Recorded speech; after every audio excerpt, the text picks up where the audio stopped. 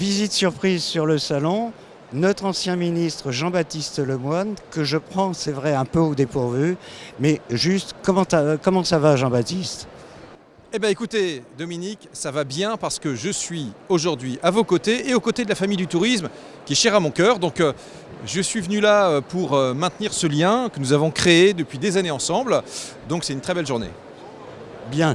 Et vous êtes retourné au Sénat, C'est ça. ça vous plaît? Vous savez, le Sénat est une maison dans laquelle j'ai déjà siégé. Ça remonte à 2014, que j'aime beaucoup parce qu'on y fait un travail de fond, de qualité. Et je suis d'ailleurs au sein de la commission des affaires économiques qui suit notamment le tourisme, les PME. Voilà, donc qui sont les sujets dont j'ai eu à connaître ces dernières années. D'accord. Est-ce que, comment dire, le ministre en tant que ministre, ça vous manque ou vous êtes vraiment passé à autre chose? Alors, celui qui dirait que ne pas servir en tant que membre du gouvernement lui est indifférent, vous mentirez. Parce que la vérité, c'est que ce qui est passionnant et palpitant dans la mission de ministre, c'est la capacité à bâtir des outils, des leviers, à peser sur le cours des choses je dirais, pour le meilleur, et parfois dans des situations très compliquées, on l'a vécu ensemble. Maintenant, vous savez, toutes les choses, naturellement, on est que de passage. Et moi, ce que j'ai dit à Olivia Grégoire, je la retrouve d'ailleurs tout à l'heure, on échange régulièrement, c'est de faire en sorte que toutes ces politiques qu'on a construites déjà depuis quelques années ensemble, elles puissent se pérenniser, que les crédits budgétaires notamment, qui étaient inédits depuis là aussi plusieurs années, ne restent pas dans les oubliettes, mais qui trouvent à s'employer parce que voilà, c'est ce qui va aider les acteurs touristiques dans cette transformation. On voit tous les enjeux énergétiques, de tourisme durable, etc.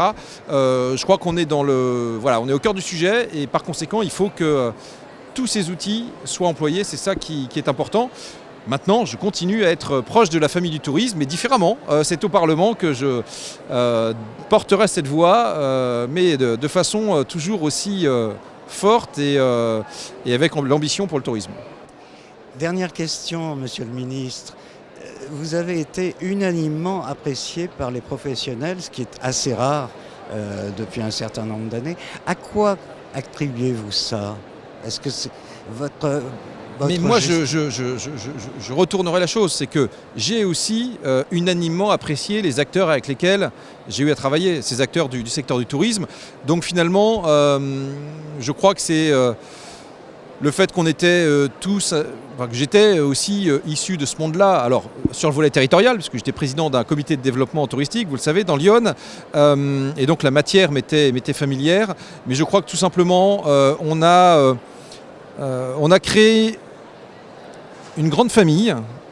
La famille, elle existait bien avant, naturellement, mais j'ai tendance à dire que il y avait des chapelles et que la crise étant là, on s'est tous serré les coudes et donc il y a eu un travail matin, midi et soir. Ça a forgé des amitiés solides et ces amitiés, voilà, elles demeurent quelle que soit l'évolution des fonctions et c'est pour ça que c'est un grand bonheur d'être ici aujourd'hui à IFTM. Et je vois que d'ailleurs le monde est là, l'affluence est là et que des fondamentaux restent solides pour cette reprise. Toujours quelques points d'interrogation sur 2023, mais nul doute qu'on va tous s'employer à les dissiper. Eh bien, merci beaucoup, Monsieur le ministre. Merci Cher Jean-Baptiste. Dominique Et pour cet accueil. À bientôt. À très bientôt.